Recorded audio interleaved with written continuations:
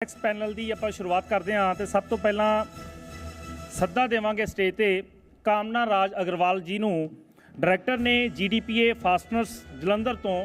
ਉਹਨਾਂ ਨੂੰ ਮੈਂ ਜੀ ਆਇਆਂ ਨੂੰ ਆਖਦਾ ਹਾਂ ਤੇ ਸਟੇਜ ਤੇ ਸੱਦਾ ਵੀ ਦਿੰਦਾ। ਇਸੇ ਦੇ ਨਾਲ ਡਾਕਟਰ ਅਨੁਰਾਗ ਸ਼ਰਮਾ ਜੀ, ਉਹਨਾਂ ਨੂੰ ਵੀ ਮੈਂ ਸੱਦਾ ਦਿੰਦਾ। Professor and director CT group of institution, CT group of institution ਦੇ ਪ੍ਰੋਫੈਸਰ ਨੇ ਅਤੇ ਡਾਇਰੈਕਟਰ ਨੇ, ਉਹਨਾਂ ਨੂੰ ਮੈਂ ਸੱਦਾ ਦਿੰਦਾ। ਰੋਹਿਤ ਮੇਰੇ ਸਹਿਯੋਗੀ ਜ਼ਰੂਰ ਸਟੇਜ ਤੇ ਆ ਕੇ ਸਟੇਜ ਜ਼ਰੂਰ ਸੰਭਾਲਣ।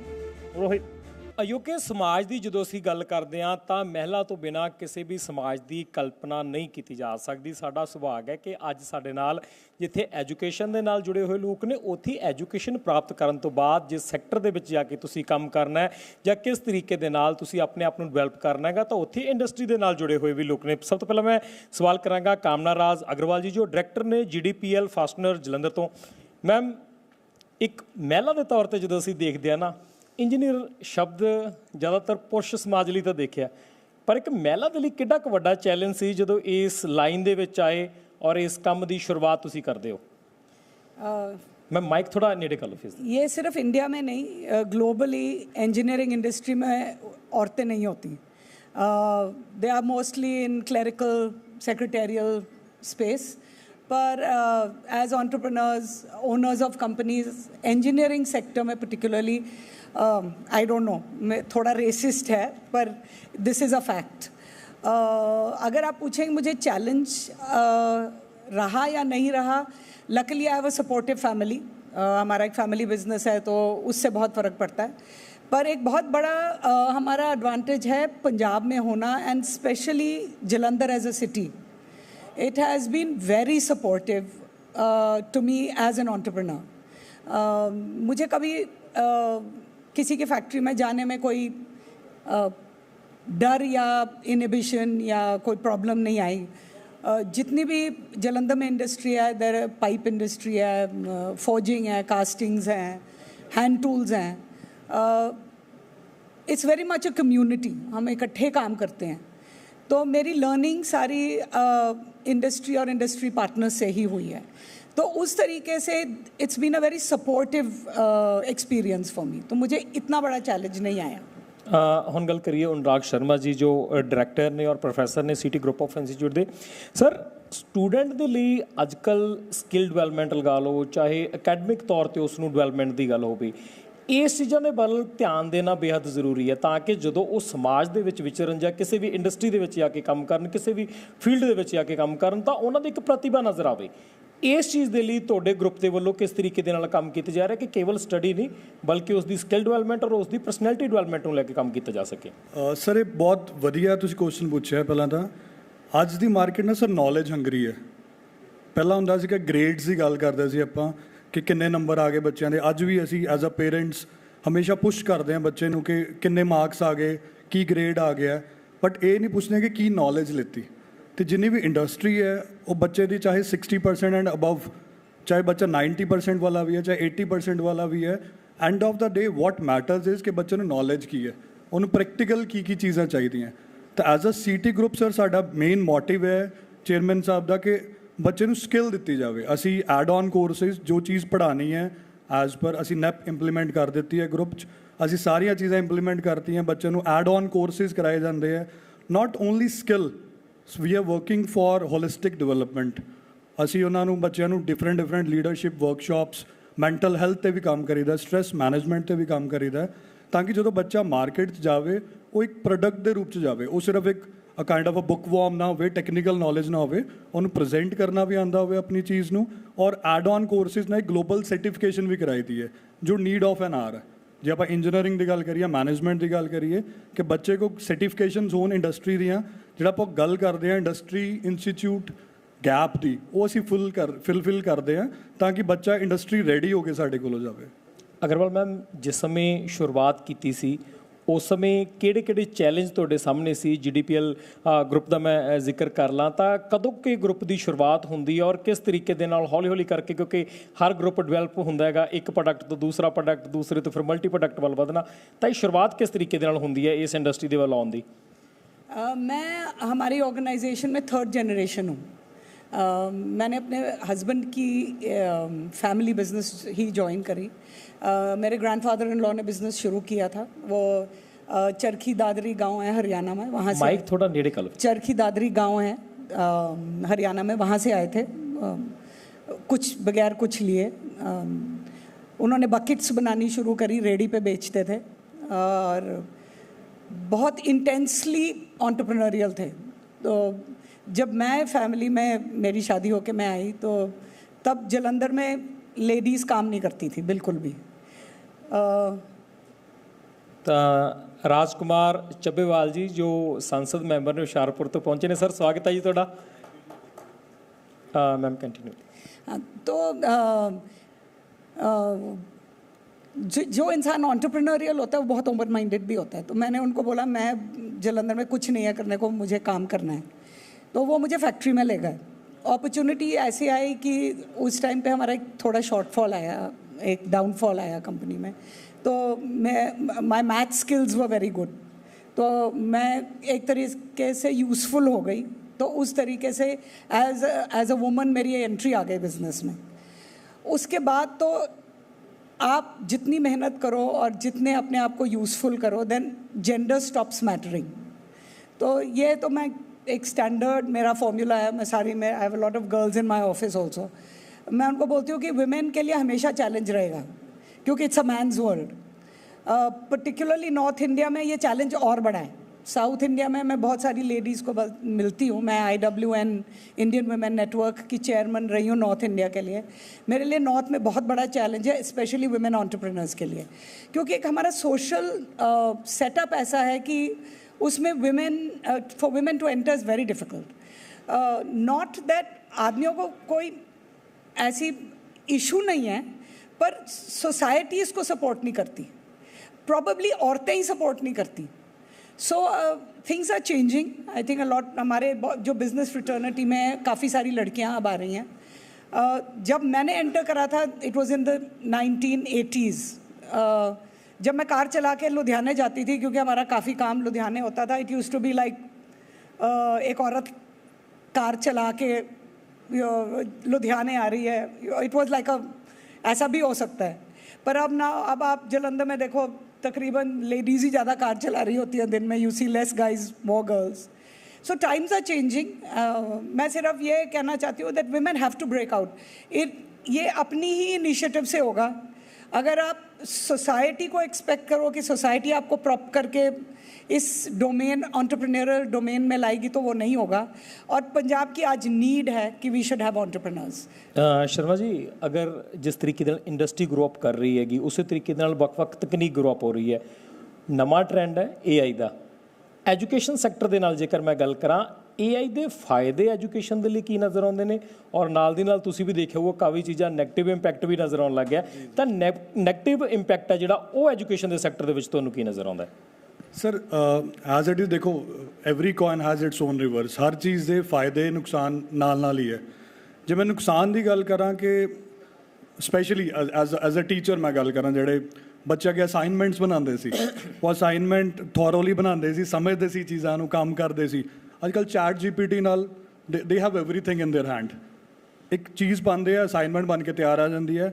ਪਲੈਗਰਿਜ਼ਮ ਜਿਹਨੂੰ ਆਪਾਂ ਕਹਿੰਦੇ ਕਿ ਕਿਤੋਂ ਕਾਪੀ ਕੀਤਾ, ਉਹ ਵੀ ਫੜਿਆ ਜਾਂਦਾ, ਬਟ ਉਹਨਾਂ ਨੇ ਉਹਨਾਂ ਦਾ ਵੀ ਹੱਲ ਲੱਭ ਲਿਆ। ਅਤੇ ਬਿਗੈਸਟ ਚੈਲੰਜ ਜਿਹੜਾ ਅੱਜ ਦੀ ਡੇਟ 'ਚ AI ਦਾ ਜੇ ਆਪਾਂ ਕਹੀਏ, ਇਹ ਚੀਜ਼ ਹੈ। ਬਾਕੀ ਹੋਰ ਜੇ ਆਪਾਂ ਚੈਲੰਜਿਸ। हाँ सर, 2 मिनट रोकना चाहूँगा। महेंद्र भगत जी जो कैबिनेट मंत्री पंजाब ने, वो पहुँचे ने। सर स्वागत है जी। जी सर। ਤੇ ਸਰ ਇਹ ਜਿਹੜਾ ਬਿਗੈਸਟ ਚੈਲੰਜ ਆਪਾਂ ਨੂੰ ਮਿਲ ਰਿਹਾ, ਬਾਕੀ ਜੇ ਐਜੂਕੇਸ਼ਨ ਦੇ ਨਾਲ ਨਾਲ ਆਪਾਂ ਹੁਣ ਜਿੱਦਾਂ ਇਸ ਤਰ੍ਹਾਂ ਅਸੀਂ ਸਾਈਬਰ ਸਿਕਿਉਰਿਟੀ ਦੀ ਵੀ ਬੱਚਿਆਂ ਨੂੰ ਕੋਰਸਿਸ ਕਰਾਈਦਾ। ਅਤੇ ਸਾਈਬਰ ਤੁਸੀਂ ਦੇਖਿਆ ਕਿ digital arrest, maybe voice modulation, image morphing, ਬਹੁਤ ਸਾਰੀਆਂ ਚੀਜ਼ਾਂ ਜਿਹੜੀਆਂ ਇਹਦੀਆਂ ਨੈਗੇਟਿਵ ਇੰਪੈਕਟ ਹੈ। ਬਟ ਆਈਲ ਐਮਫਸਿਸ ਕਿ ਇਹਦਾ ਫਾਇਦਾ ਜ਼ਿਆਦਾ। ਹੁਣ AI ਦੀ ਹੈਲਪ ਨਾਲ ਅਸੀਂ ਬੱਚਿਆਂ ਨੂੰ ਕਸਟਮਾਈਜ਼ ਲਰਨਿੰਗ ਦੇ ਰਹੇ ਹਾਂ ਕਿ ਬੱਚਾ ਕਿਹੜੇ ਟੌਪਿਕ 'ਤੇ ਵੀਕ ਹੈ, ਅਸੀਂ ਉਹਨੂੰ ਸਟਰੈਸ ਕਰੀਏ ਇੰਸਟੈਡ ਆਫ ਕਿ ਪਹਿਲਾਂ ਪਤਾ ਹੀ ਨਹੀਂ ਚੱਲਦਾ ਸੀ ਕਿ ਬੱਚਾ ਕਿਹੜੀ ਕਿਹੜੀ ਚੀਜ਼ ਕਰ ਰਿਹਾ। ਅਤੇ AI ਦੇ ਸਾਨੂੰ ਬੈਨੀਫਿਟ ਮੋਰ ਮਿਲ ਰਹੇ ਆ ਐਜ਼ ਕੰਪੇਅਰ ਟੂ ਚੈਲੰਜਿਸ ਹਰ ਚੀਜ਼ ਦੇ ਨਾਲ ਨਾਲ ਚੱਲ ਰਹੇ ਆ। AI ਦੇ ਆਉਣ ਨਾਲ ਕਈ ਚੀਜ਼ਾਂ ਲਰਨਿੰਗ, ਜਿਹੜਾ ਆਪਾਂ ਵਰਚੁਅਲ ਇਨਵਾਇਰਮੈਂਟ ਵੀ ਕ੍ਰੀਏਟ ਕੀਤਾ, ਉਹਦੇ 'ਚੋਂ ਵੀ ਅਸੀਂ ਬੱਚਿਆਂ ਨੂੰ ਰੋਟ ਲਰਨਿੰਗ ਤੋਂ ਹਟਾ ਕੇ ਐਕਸਪੀਰੀਐਂਸ਼ੀਅਲ ਲਰਨਿੰਗ ਵੱਲ ਲੈ ਕੇ ਜਾ ਰਹੇ ਹਾਂ। ਤੇ ਮੈਨੂੰ ਲੱਗਦਾ ਕਿ AI ਦਾ ਬੈਨੀਫਿਟ ਜ਼ਿਆਦਾ ਹੈ instead of challenges in education. ਤੁਹਾਡੀ ਇੰਸਟੀਚਿਊਟ ਦਾ ਮੈਂ ਗੱਲ ਕਰਾਂ ਸਿਟੀ ਦੀ, ਉਹ ਇਸ ਨੂੰ ਕਿਸ ਤਰੀਕੇ ਨਾਲ ਯੂਜ਼ ਕਰ ਰਹੀ ਹੈ? ਸਰ ਮੈਂ ਤੁਹਾਨੂੰ ਜਿੱਦਾਂ ਦੱਸਿਆ ਕਿ ਅਸੀਂ ਅਸਾਈਨਮੈਂਟਸ AI ਬੇਸਡ ਚੈੱਕ ਕਰਨੀ ਸ਼ੁਰੂ ਕਰ ਦਿੱਤੀਆਂ, ਜਿਹਦੇ 'ਚ ਆਪਾਂ ਨੂੰ ਬੱਚੇ ਦੀ ਵੀਕਨੈਸ ਪਤਾ ਚੱਲ ਜਾਂਦੀ ਹੈ। ਔਰ ਉਸ ਤੋਂ ਬਾਅਦ ਆਨਲਾਈਨ ਪਲੇਟਫਾਰਮ, ਸਪੈਸ਼ਲੀ ਜਿਹਨੂੰ ਆਪਾਂ MOOCs ਕਹਿੰਦੇ ਆ, ਮੈਸਿਵ ਓਪਨ ਆਨਲਾਈਨ ਕੋਰਸਿਸ, ਅਸੀਂ ਉਹਨਾਂ ਦੀ ਹੈਲਪ ਨਾਲ ਬੱਚਿਆਂ ਨੂੰ ਪੜ੍ਹਾਉਣਾ ਵੀ ਸ਼ੁਰੂ ਕਰਤਾ, ਜਿਹਦੇ 'ਚ NPTEL ਗਵਰਨਮੈਂਟ ਦਾ ਇਨੀਸ਼ੀਏਟਿਵ ਹੈ, ਜਿਹਦੇ 'ਚ IIT ਦੇ ਪ੍ਰੋਫੈਸਰਸ ਕੋਈ ਵੀ ਪ੍ਰਾਈਵੇਟ ਯੂਨੀਵਰਸਿਟੀ ਕਾਲਜਿਸ ਨੂੰ ਆਪਟ ਕਰਕੇ ਪੜ੍ਹਾਉਂਦੇ ਆ। ਵਰਚੁਅਲ ਕਲਾਸਰੂਮਸ, ਵਰਚੁਅਲ ਲੈਬਸ ਦਾ ਕੰਸੈਪਟ ਆ ਗਿਆ AI ਬੇਸ, ਜਿਸ ਜੇ ਤੁਹਾਡੇ ਕੋਲ ਕੋਈ ਚੀਜ਼ਾਂ ਨਹੀਂ ਵੀ ਅਵੇਲੇਬਲ ਹੈਗੀਆਂ IITs ਜਾਂ ਮੇਬੀ US 'ਚ ਅਵੇਲੇਬਲ ਹੈ, you can do all the experiments. ਤੇ ਅਸੀਂ ਉਹ ਸਾਰੀਆਂ ਚੀਜ਼ਾਂ ਸਿਟੀ ਗਰੁੱਪਸ ਇੰਪਲੀਮੈਂਟ ਕੀਤੀਆਂ, AI base classroom, customise learning, virtual platforms, ਜਿਨ੍ਹਾਂ ਬੱਚਾ ਬਹੁਤ ਇੰਡਸਟਰੀ ਰੈਡੀ ਹੋ ਕੇ ਬਾਹਰ ਨਿਕਲ ਰਿਹਾ। ਤੇ ਜਿਸ ਤਰ੍ਹਾਂ ਮੈਮ ਵੀ ਗੱਲ ਕਰ ਰਹੇ ਸੀ ਕਿ ਐਂਟਰਪ੍ਰੀਨਰਸ਼ਿਪ, ਇਟਸ ਨਾਟ ਆਲਵੇਜ਼ ਕਿ ਆਪਾਂ ਬੱਚੇ ਨੂੰ ਜੌਬ ਸੀਕਰ ਬਣਾਈਏ। ਸਾਡਾ ਮੇਨ ਪਰਪਸ ਇਹ ਵੀ ਹੈ ਕਿ ਬੱਚੇ ਨੂੰ ਇੱਕ ਸਟਾਰਟਅਪ ਜਾਂ ਇਨਕੂਬੇਸ਼ਨ ਸੈਂਟਰ ਦੀ ਨੌਲੇਜ ਦਈਏ, ਕਿਹੜੀਆਂ ਫੰਡਿੰਗ ਓਪਰਚੁਨਿਟੀਜ਼ ਪ੍ਰੋਵਾਈਡ ਹੋ ਰਹੀਆਂ ਗਲੋਬਲੀ ਟੈਕਨੋਲੋਜੀਕਲ ਦੀ ਹੈਲਪ ਨਾਲ, ਟੈਕਨੋਲੋਜੀ ਦੀ ਹੈਲਪ ਨਾਲ ਅਸੀਂ ਉਹ ਸਾਰੀਆਂ ਚੀਜ਼ਾਂ ਪ੍ਰੋਵਾਈਡ ਕਰ ਰਹੇ ਹਾਂ ਸਿਟੀ ਗਰੁੱਪ 'ਚ। ਮੈਮ GDPL ਗਰੁੱਪ ਦਾ ਮੈਂ ਗੱਲ ਕਰਾਂ, ਕਿਹੜੇ ਅਜਿਹੇ ਪ੍ਰੋਡਕਟ ਨੇ ਜੋ ਤੁਸੀਂ ਤਿਆਰ ਕਰ ਰਹੇ ਹੋ ਔਰ ਬਾਕੀ ਕੰਪਨੀਆਂ ਤੋਂ ਤੁਹਾਡੇ ਪ੍ਰੋਡਕਟ ਡਿਫਰੈਂਟ ਕਿਵੇਂ ਨੇ? सो 95% हमारी प्रोडक्शन यूरोप जाती है। बेसिकली हम थ्रेडेड कंपोनेंट्स बनाते हैं। Basically we are making steel components for specific usage. Mic पास जैसे हम विंड एनर्जी के कंपोनेंट्स बनाते हैं, ब्रिजेस के कंपोनेंट्स बनाते हैं, लार्जली थ्रेडेड पार्ट्स। बिकॉज क्योंकि हम बहुत यूरोप सेंट्रिक हैं, तो वहाँ क्वालिटी डिमांड्स बहुत हाई हैं, तो इसलिए वो वैसे ही हमें बाकी इंडस्ट्री से थोड़ा सा सेपरेट कर देता है। हमारी इंडस्ट्री में जैसे इन हाउस लैब की बहुत ज़रूरत होती है, इन हाउस हीट ट्रीटमेंट की बहुत ज़रूरत होती है। So this is a typical kind of business. Jalandhar में हमारा ऐसा कोई कंपेटिटर नहीं है, लुधियाने में ज़रूर है, पर हमारा एक नीश बिजनेस है। So we are in a comfortable space. About 35 countries buy from us. And because we do customized parts, so they rely on us also. So we are in a little bit of a comfort zone. Anurag sir, जिस तरीके ਦੇ ਨਾਲ new education policy ਆ ਚੁੱਕੀ ਹੈ, ਇਸ policy ਦਾ ਬਹੁਤ ਸਾਰੇ ਜਿਹੜੇ ਕਹ ਲਈਏ ਕਿ ਰਾਜ ਨੇ ਉਹ ਸਵਾਗਤ ਕਰ ਰਹੇ ਨੇ, ਬਹੁਤ ਸਾਰੀ ਜਗ੍ਹਾ ਤੇ ਵਿਰੋਧ ਹੋ ਰਿਹਾ ਹੈ। ਕੋਈ ਕਹਿ ਰਿਹਾ ਚੰਗੀਆਂ ਚੀਜ਼ਾਂ ਨੂੰ ਅਡਾਪਟ ਕਰਾਂਗੇ, ਮਾੜੀਆਂ ਛੱਡਾਂਗੇ। ਤੁਸੀਂ ਕਿਸ ਤਰੀਕੇ ਨਾਲ ਦੇਖਦੇ ਹੋ ਹਾਇਰ ਐਜੂਕੇਸ਼ਨ ਦੇ ਅੰਦਰ ਜਦੋਂ ਨਿਊ ਐਜੂਕੇਸ਼ਨ ਪਾਲਿਸੀ ਦਾ ਅਸੀਂ ਜ਼ਿਕਰ ਕਰਦੇ ਹਾਂ? ਸਰ ਮੈਨੂੰ ਲੱਗਦਾ ਇਹਦੇ ਪੋਜ਼ਿਟਿਵ ਇੰਪੈਕਟ ਜ਼ਿਆਦਾ ਹੈ। ਓਬਵੀਅਸਲੀ ਜਦੋਂ ਕੋਈ ਨਵੀਂ ਚੀਜ਼ ਆਉਂਦੀ ਹੈ ਉਹਦਾ ਵਿਰੋਧ ਵੀ ਹੁੰਦਾ, ਉਹਦੀ ਫੇਵਰ 'ਚ ਵੀ ਕਈ ਚੀਜ਼ਾਂ ਹੁੰਦੀਆਂ। ਪਰ ਦੇਖੋ ਜਿਹੜਾ ਸਭ ਤੋਂ ਵੱਡਾ ਬੈਨੀਫਿਟ ਹੈ ਨੈਸ਼ਨਲ ਐਜੂਕੇਸ਼ਨ ਪਾਲਿਸੀ ਦਾ, ਉਹਦੇ 'ਚ ਹੈ ਮਲਟੀਪਲ ਐਂਟਰੀ ਮਲਟੀਪਲ ਐਗਜ਼ਿਟ। ਕਿ ਡਿਊ ਟੂ ਐਨੀ ਰੀਜ਼ਨ ਅਗਰ ਕੋਈ ਬੱਚਾ ਆਪਣੀ ਪੜ੍ਹਾਈ ਕੰਪਲੀਟ ਕਰ ਨਹੀਂ ਸਕ ਰਿਹਾ, ਤੇ ਪਹਿਲਾਂ ਕੀ ਹੁੰਦਾ ਸੀ ਕਿ ਉਹ ਬੱਚੇ ਨੂੰ ਆਪਣੀ ਡਿਗਰੀ ਛੱਡਣੀ ਪੈਂਦੀ ਸੀਗੀ। ਅੱਜ ਦੀ ਡੇਟ 'ਚ ਹਰ ਸਾਲ ਤੋਂ ਬਾਅਦ ਆਪਸ਼ਨ ਦਿੱਤੀ ਗਈ ਹਾਇਰ ਐਜੂਕੇਸ਼ਨ ਦੀ। ਅਗਰ ਮੈਂ ਗੱਲ ਕਰਾਂ ਮਲਟੀਪਲ ਐਂਟਰੀ ਮਲਟੀਪਲ ਐਗਜ਼ਿਟ, ਕਿ ਅਗਰ 4 ਸਾਲ ਦਾ ਕੋਈ ਕੋਰਸ ਹੈ, ਬੱਚਾ ਹਰ ਸਾਲ ਤੋਂ ਬਾਅਦ ਐਗਜ਼ਿਟ ਲੈ ਸਕਦਾ ਹੈ ਔਰ ਉਹਦੇ ਕ੍ਰੈਡਿਟਸ ਬੇਸਿਕਲੀ ਐਡ ਹੋ ਜਾਣਗੇ। ਕ੍ਰੈਡਿਟ ਇਜ਼ ਲਾਈਕ ਕਿ ਹਰ ਸਬਜੈਕਟ ਦੇ ਨਾਲ ਕ੍ਰੈਡਿਟ ਜੁੜੇ ਹੋਏ ਆ। ਜਿੱਦਾਂ ਆਪਾਂ ਬੈਂਕ 'ਚ ਆਪਾਂ ਕੋਈ ਪੈਸੇ ਜਮ੍ਹਾਂ ਕਰਾਉਂਦੇ ਹਾਂ, ਇੱਦਾਂ ਹੀ there is a concept of ABC, academic bank of credits. ਕਿ ਜਿਸ ਤਰ੍ਹਾਂ ਮੈਂ ਕੋਈ ਡਿਗਰੀ BTech ਕਰਨੀ ਸ਼ੁਰੂ ਕੀਤੀ, ਉਸ ਤੋਂ ਬਾਅਦ ਸਾਲ ਬਾਅਦ ਮੈਨੂੰ ਕੋਈ ਫੈਮਿਲੀ ਪ੍ਰੋਬਲਮ ਆ ਗਈ, ਮੈਂ ਛੱਡਤੀ, ਤੇ ਮੈਂ ਉਹ ਚੀਜ਼ ਮੇਰੇ ਕ੍ਰੈਡਿਟ 1 ਸਾਲ ਦੇ ਐਡ ਹੋ ਜਾਣਗੇ। ਤੇ ਉਸ ਤੋਂ ਬਾਅਦ ਮੈਂ 2 ਸਾਲ ਬਾਅਦ ਫਿਰ ਸ਼ੁਰੂ ਕਰਨਾ ਚਾਹਾਂ, ਤੇ ਉਹ ਮੇਰੇ ਦੁਬਾਰਾ ਤੋਂ ਕ੍ਰੈਡਿਟ, ਕਿਉਂਕਿ ਮੇਰੀ ਇੱਕ ਯੂਨੀਫਾਰਮਿਟੀ ਬਣੀ ਹੋਈ ਹੈ, ਮੈਂ ਉਹ ਐਡ ਕਰ ਸਕਦਾ। So this is the biggest advantage. ਇੱਕ ਹੋਰ ਐਡਵਾਂਟੇਜ ਜਿਹੜੀ ਦਿੱਤੀ ਉਹਨਾਂ ਨੇ, ਮਲਟੀ ਡਿਸਿਪਲਿਨਰੀ ਤੇ ਇੰਟਰ ਡਿਸਿਪਲਿਨਰੀ ਸਬਜੈਕਟ ਸੀ। ਕਿ ਜੇ ਮੈਂ ਇੰਜੀਨੀਅਰਿੰਗ ਕਰ ਰਿਹਾ, ਲੈਟਸ ਸੇ ਮੈਂ ਕੰਪਿਊਟਰ ਸਾਇੰਸ ਦਾ ਸਟੂਡੈਂਟ ਹੈਗਾ, ਤਾਂ ਮੈਂ ਕੋਈ ਹੋਰ ਸਟਰੀਮ ਦੇ ਸਬਜੈਕਟ ਵੀ ਨਾਲ ਚੂਜ਼ ਕਰਨਾ ਚਾਹੁੰਦਾ ਐਜ਼ ਐਨ ਇਲੈਕਟਿਵ, ਤਾਂ ਆਈ ਹੈਵ ਆਪਸ਼ਨ। ਇਹ 2 ਬੈਨੀਫਿਟ। ਉਹ ਤੋਂ ਨਾਲ ਮਦਰ ਟੰਗ 'ਚ ਤੁਸੀਂ, ਉਹਨਾਂ ਨੇ ਬਹੁਤ ਜ਼ਿਆਦਾ ਕੰਮ ਕੀਤਾ ਕਿ ਮਦਰ ਟੰਗ 'ਚ ਤੁਸੀਂ ਨਾਲ ਕੰਮ ਕਰਨਾ ਸ਼ੁਰੂ ਕਰ ਸਕਦੇ ਹੋ। UG ਲੈਵਲ 'ਤੇ ਵੀ ਰਿਸਰਚ ਦਾ ਕੰਮ ਸ਼ੁਰੂ ਹੋ ਗਿਆ। ਅੱਗੇ ਅਸੀਂ PG ਬੱਚੇ ਨੂੰ, ਮਾਸਟਰਸ ਬੱਚੇ ਨੂੰ ਰਿਸਰਚ ਦਾ ਕੰਮ ਕਰਾਉਂਦੇ ਸੀ। ਹੁਣ ਉਹਨਾਂ ਨੇ ਇੰਟੀਗ੍ਰੇਸ਼ਨ ਕਰਤੀ ਕਿ ਅਗਰ ਤੁਸੀਂ 3 ਸਾਲ ਦਾ ਕੋਰਸ ਕਰ ਰਹੇ ਹੋ, 3rd ਈਅਰ 'ਚ ਤੁਹਾਨੂੰ ਮੈਂਡੇਟਰਲੀ ਅਗਰ ਰਿਸਰਚ ਜਾਣਾ ਚਾਹੁੰਦੇ ਹੋ, 3rd ਈਅਰ 'ਚ ਰਿਸਰਚ ਵਿੱਚ ਕੰਮ ਕਰਕੇ ਨੈਕਸਟ ਜਿਹੜੀ PG ਹੋਊਗੀ 1 ਸਾਲ 'ਚ ਤੁਸੀਂ ਕਰ ਸਕਦੇ ਹੋ। ਤੇ ਮੈਨੂੰ ਲੱਗਦਾ ਇਹਦੇ 'ਚ ਬਹੁਤ ਬੈਨੀਫਿਟ ਆਏ ਹੈ NEP 2020 'ਚ, ਜਿਹਦੇ ਕਰਕੇ ਅਸੀਂ ਉਹਨੂੰ ਅਡੈਪਟ ਕਰਨ 'ਚ ਕਈ ਵਾਰ ਹਿਚਕਚਾਉਂਦੇ ਹਾਂ, ਕਿਉਂਕਿ ਕਰਿਕੂਲਮ ਅਪਡੇਟ ਹੋਣਾ ਹੈ, ਸਿਲੇਬਸਿਸ ਅਪਡੇਟ ਹੋਣੇ ਹੈ, ਔਰ ਕਈ ਵਾਰ ਸਾਨੂੰ ਐਜ਼ ਅ ਹਿਊਮਨ ਬੀਇੰਗ ਮੈਂ ਨੇਚਰ ਗੱਲ ਕਰਾਂ, ਸਾਨੂੰ ਹੁੰਦਾ ਕਿ ਚੇਂਜ ਇਜ਼ ਆਲਵੇਜ਼ ਡਿਫੀਕਲਟ, ਤੇ ਅਸੀਂ ਉਹ ਚੇਂਜ ਕਰਕੇ ਅਸੀਂ ਉਹਨੂੰ ਅਡੈਪਟ ਕਰਨ 'ਚ ਸਾਨੂੰ ਪ੍ਰੋਬਲਮ ਆ ਰਹੀ, but otherwise it is very well drafted by government of India. Agarwal ma'am ਖਾਸ ਤਰੀਕੇ ਦੇ ਨਾਲ ਦੇਖੀਏ ਤੁਹਾਡੇ ਪ੍ਰੋਡਕਟ ਦਾ ਮੈਂ ਜ਼ਿਕਰ ਕਰਾਂ ਕਿਸ ਕੰਟਰੀ ਦੇ ਵਿੱਚ ਤੁਸੀਂ ਆਪਣੇ ਪ੍ਰੋਡਕਟ ਆ ਜਿਹੜੇ ਉਹ ਸਪਲਾਈ ਕਰ ਰਹੇ ਹੋ ਔਰ ਕੋਈ ਕੀ ਚੈਲੰਜ ਨੇ ਜਿਹੜੇ ਕੋਈ ਵੀ ਸਮਾਨ ਨੂੰ ਇੰਪੋਰਟ ਐਕਸਪੋਰਟ ਕਰਨ ਦੇ ਲਈ ਜੋ ਤੁਹਾਨੂੰ ਫੇਸ ਕਰਨੇ ਪੈ ਰਹੇ ਨੇ? So as I said, 95% Europe, मतलब right Norway, Scandinavia, North से Greece तक 95% of our product goes there. Germany हमारा बड़ा buyer है, Germany, France, Spain, England. ये 4 countries हैं जो बल्क हमारी परचेज करते हैं. चैलेंजेस ये हैं कि टेक्नोलॉजी बहुत जल्दी चेंज हो रही है. जैसे भाई साहब ने भी कहा, we have to keep abreast. Unfortunately banks don't give you money cheaply and easily. आज मेरे को अगर अपने आप को अपग्रेड करना है टेक्नोलॉजिकली, इट कॉस्ट मनी. अगर मेरे को एक नेशनल की मशीन खरीदनी है, I have to import it. India में तो बनती नहीं, तो it's about 5 to 7 crores. If I have to go to the bank, he'll charge me 9 to 11% interest. जो मिड साइज इंडस्ट्री है लार्जली हमारे एरिया में, north Punjab, Amritsar, Jalandhar, Ludhiana, largely family oriented businesses हैं, सेल्फ ड्रिवन बिजनेसेस हैं, दे नॉट कॉर्पोरेट्स. तो इसलिए उनके लिए ये बहुत बड़ा चैलेंज है टेक्नोलॉजी अपग्रेडेशन का. तो इसके लिए I think as a community, industrialist, educationist, governments, we have to bring industry up in Punjab. We were number 1 once upon a time, now we are 19. There's something has gone wrong somewhere. और जो पंजाब के लोगों की enterprise है, that is number 1 and it will always be number 1. आज मैं अपने factory में कोई नई चीज़ देती हूँ और मैं बोलती हूँ ये डेवलप करनी है, सब एक्साइटेड होते हैं. ये वाली फीलिंग मैंने ना तो वेस्ट बंगाल में देखी है, ना हरियाणा में देखी है. तो इस चीज़ को हमको इनकैश करना चाहिए. पर इसके लिए हाँ 2 ਮਿੰਟ ਤੁਹਾਨੂੰ ਰੋਕਣਾ ਚਾਹਾਂਗਾ. ਵਨੀਤ ਧੀਰ ਜੀ ਜੋ ਮੇਅਰ ਨੇ ਜਲੰਧਰ ਤੋਂ ਪਹੁੰਚੇ ਨੇ, ਸਰ ਸਵਾਗਤ ਹੈ ਜੀ ਜ਼ੀ ਮੀਡੀਆ ਦੇ ਮੰਚ ਤੇ. ਜੀ ਮੈਮ, ਇੱਕ ਚੀਜ਼ ਤੁਹਾਨੂੰ ਹੋਰ ਅਪਡੇਟ ਕਰਦਾ, ਸਾਹਮਣੇ ਸਰਕਾਰ ਬੈਠੀ ਹੈ, ਕੋਈ ਉਲਾਂਭਾ ਹੋਵੇ, ਕੋਈ ਸੁਜੈਸ਼ਨ ਹੋਵੇ, ਕੋਈ ਡਿਮਾਂਡ ਹੋਵੇ, ਰੱਖ ਸਕਦੇ ਹੋ ਸਿੱਧੀ ਸਟੇਜ ਤੋਂ ਸਰਕਾਰ ਤੱਕ ਪਹੁੰਚਾਉਣ ਲਈ, ਕਿਉਂਕਿ ਸੈਂਟਰ ਤੱਕ ਗੱਲ ਪਹੁੰਚਾਉਣ ਲਈ ਚੱਬੇਵਾਲ ਸਾਹਿਬ ਬੈਠੇ ਨੇ, स्टेट तक गल पहुँचाने लिए साढ़े मंत्री साहब बैठे ने, मेयर साहब बैठे ने.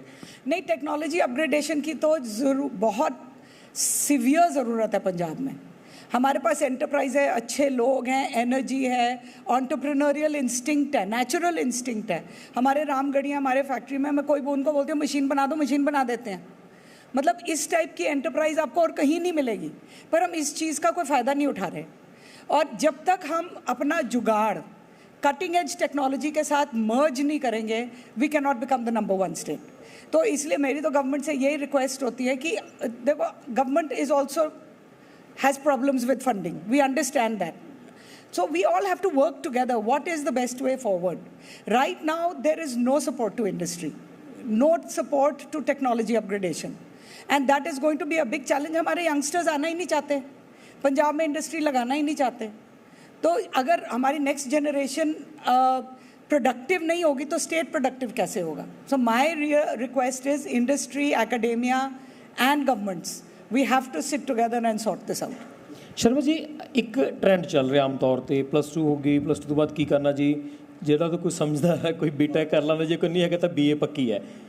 ਡਿਗਰੀਆਂ ਤਾਂ ਛਾਪੀਆਂ ਜਾ ਰਹੀਆਂ ਨੇ, ਪਰ ਜਿਸ ਤਰੀਕੇ ਦੀ ਨੌਲੇਜ ਇੱਕ ਸਟੂਡੈਂਟ ਕੋਲੇ ਹੋਣੀ ਚਾਹੀਦੀ ਆ ਉਹ ਨਹੀਂ ਹੋ ਰਹੀ. ਹਰ ਕੋਈ ਕਹਿੰਦਾ ਜੀ ਮੇਰੀ ਗ੍ਰੈਜੂਏਸ਼ਨ ਪੂਰੀ ਹੋ ਗਈ, ਮੈਨੂੰ ਨੌਕਰੀ ਨਹੀਂ ਮਿਲ ਰਹੀ, ਮੇਰੀ ਮਾਸਟਰ ਹੋ ਗਈ ਜੀ, ਮੈਨੂੰ ਨੌਕਰੀ ਨਹੀਂ ਮਿਲ ਰਹੀ.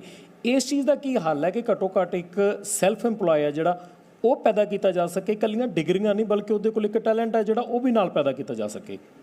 ਸਰ, ਜਿਸ ਤਰ੍ਹਾਂ ਮੈਮ ਨੇ ਵੀ ਐਡ ਕੀਤਾ ਕਿ like government, industry and academia, they all have to sit together.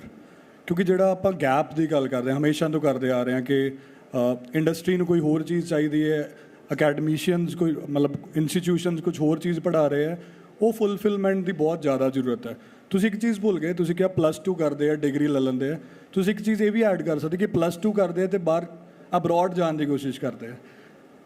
Sir, ਅਸੀਂ ਹਮੇਸ਼ਾ ਕਹਿੰਦੇ ਕਿ ਪੜ੍ਹੋ, ਸਕਿੱਲ ਲਓ, ਬਿਕਾਜ਼ ਮੈਂ ਸ਼ੁਰੂ ਵੀ ਇੱਥੋਂ ਹੀ ਕੀਤਾ ਸੀ ਕਿ ਅੱਜ ਦੀ ਮਾਰਕੀਟ ਨੌਲੇਜ ਹੰਗਰੀ ਹੈ. They want skills. Even ma'am will agree to this ਕਿ they want skills, they don't only want degrees. ਅਤੇ ਜੇ ਆਪਾਂ ਬੱਚੇ ਨੂੰ ਹਰ ਚੀਜ਼ ਸਕਿੱਲ ਦੀ ਫਾਰਮ 'ਚ ਦੇਵਾਂਗੇ, ਤਾਂ ਮੈਂ ਕਿਹਾ ਐਜ਼ ਅ CT ਗਰੁੱਪ ਅਸੀਂ ਕੀ ਕਰ ਰਹੇ ਹਾਂ ਕਿ ਅਸੀਂ ਸਿਰਫ BTech, BBA, BCom, BCA ਦੀ ਗੱਲ ਨਹੀਂ ਕਰ ਰਹੇ. ਮੈਨੂੰ ਪਤਾ ਮਾਰਕੀਟ 'ਚ ਟ੍ਰੈਂਡ ਚੱਲ ਰਿਹਾ, ਅਮਰਜਿੰਗ ਟ੍ਰੈਂਡਸ ਦਾ, say may it be say AI, may it be cyber security, blockchain, or another technologies for engineering ਜਾਂ डिजिटल मार्केटिंग बिजनेस एनालिटिक्स बहुत सारिया चीज़ां हैं डिपेंडिंग अपॉन किहड़े कोर्स की गल कर रहे हैं जे असीं बच्चे नूं शुरू तो ही एक जिद्दां एज अ ग्रुप ਅਸੀਂ ਕੀ ਕਰ ਰਹੇ ਹਾਂ ਸੀਟੀ ਗਰੁੱਪ ਅਸੀਂ ਬੱਚੇ ਨੂੰ ਸ਼ੁਰੂ ਤੋਂ ਹੀ ਅਸੈਸ ਕਰੀਦਾ ਅਸੈਸ ਮਤਲਬ ਕਿ ਉਹ ਬੱਚੇ ਦੀ ਕੀ ਸਕਿੱਲਸ ਹੈ ਕੀ ਕਰਨਾ ਚਾਹੁੰਦਾ ਉਹ ਕਿ ਉਹ ਜੌਬ ਸੀਕਰ ਹੈ multinationals government jobs maybe judiciary UPSC PPSC 'ਚ ਕਿ ਉਹ ਐਂਟਰਪ੍ਰੀਨਰਸ਼ਿਪ ਵੱਲ ਜਾਣਾ ਚਾਹੁੰਦਾ ਹਾਇਰ ਸਟੱਡੀਜ਼ ਅਸੀਂ ਉਹਨੂੰ ਉਹਦੇ ਅਕੋਰਡਿੰਗਲੀ ਇਨਪੁਟਸ ਦੇਣੀਆਂ ਸ਼ੁਰੂ ਕਰ ਦੇਤੀਆਂ ਜਦੋਂ ਬੱਚੇ ਨੂੰ ਫਸਟ ਈਅਰ ਤੋਂ ਪਤਾ ਹੈ ਮੇਰਾ ਵਾਟ ਇਜ਼ ਮਾਈ ਵਿਜ਼ਨ ਮੈਨੂੰ ਉਹਦੇ ਅਕੋਰਡਿੰਗਲੀ ਇਨਪੁਟ ਮਿਲ ਰਹੀਆਂ ਇਨ ਦ ਫਾਰਮ ਆਫ ਸਕਿੱਲਸ ਉਹ ਬੱਚਾ ਆਪਣੇ ਆਪ ਹੀ ਚੱਲ ਪੈਂਦਾ ਹੈ ਪ੍ਰੋਬਲਮ ਕੀ ਹੈ ਕਿ ਬੱਚਿਆਂ ਨੂੰ ਹੁੰਦਾ ਜਿਹੜੀ ਮੈਂ ਗੱਲ ਪਹਿਲਾਂ ਵੀ ਕਰ ਰਿਹਾ ਕਿ ਮਾਰਕਸ ਮੈਂ ਸਿਰਫ ਹਰ ਸਮੈਸਟਰ ਪਾਸ ਹੋਣਾ ਅੱਜ ਕੱਲ੍ਹ ਉਹ ਨਹੀਂ ਹੈ ਮਾਰਕੀਟ 'ਚ 60% ਵਾਲਾ ਵੀ ਕੜੀ ਅੱਜ ਕੱਲ੍ਹ ਕਈ ਵਾਰ ਵਧੀਆ ਜੌਬ ਲੈ ਲੈਂਦਾ ਤੇ 90% ਵਾਲਾ ਉਹਨੂੰ ਬੈਠ ਕੇ ਦੇਖਦਾ ਰਹਿੰਦਾ ਕਿਉਂ ਕਿਉਂਕਿ ਪ੍ਰੈਕਟੀਕਲ ਨੌਲੇਜ ਉਹਨੇ ਲਿੱਤੀ ਨਹੀਂ ਹੁੰਦੀ ਸਿਰਫ ਕ੍ਰਾਮਿੰਗ ਮਿਲਦਾ ਜੁਲਦਾ ਸਵਾਲ ਵੀ ਅਗਲਵਾਲ ਮੈਮ ਕੋਲ ਮੈਮ ਸਵਾਲ ਮੇਰਾ ਇਹ ਹੈ ਕਿ ਜਦੋਂ ਤੁਹਾਡੇ ਕੋਲ ਕੋਈ ਵੀ ਬੱਚਾ ਆ ਰਿਹਾ ਨੌਕਰੀ ਦੇ ਲਈ ਕੀ ਸਕਿੱਲ ਉਸ ਦੇ ਵਿੱਚ ਹੋਣੀਆਂ ਜ਼ਰੂਰੀ ਨੇ ਔਰ ਤੁਸੀਂ ਕੀ ਪ੍ਰੋਬਲਮ ਫੇਸ ਕਰ ਰਹੇ ਹੋ ਜਿਹੜੇ ਨਵੇਂ ਸਟੂਡੈਂਟ ਹੋਣ ਚਾਹੇ ਕਹਿ ਲਈਏ ਕਿ ਜੋ ਡਿਗਰੀਆਂ ਪੂਰੀਆਂ ਕਰ ਚੁੱਕੇ ਆ ਉਹ ਤੁਹਾਡੇ ਕੋਲ ਜਦੋਂ ਨੌਕਰੀ ਲੈਣ ਆਉਂਦੇ ਆ ਕੀ ਕੁਆਲਿਟੀ ਤੁਹਾਨੂੰ ਚਾਹੀਦੀ ਔਰ ਕੀ ਕਮੀਆਂ ਤੁਹਾਨੂੰ ਨਜ਼ਰ ਆਉਂਦੀਆਂ ਨੇ बिगेस्ट शॉर्टकमिंग इज़ कॉन्फिडेंस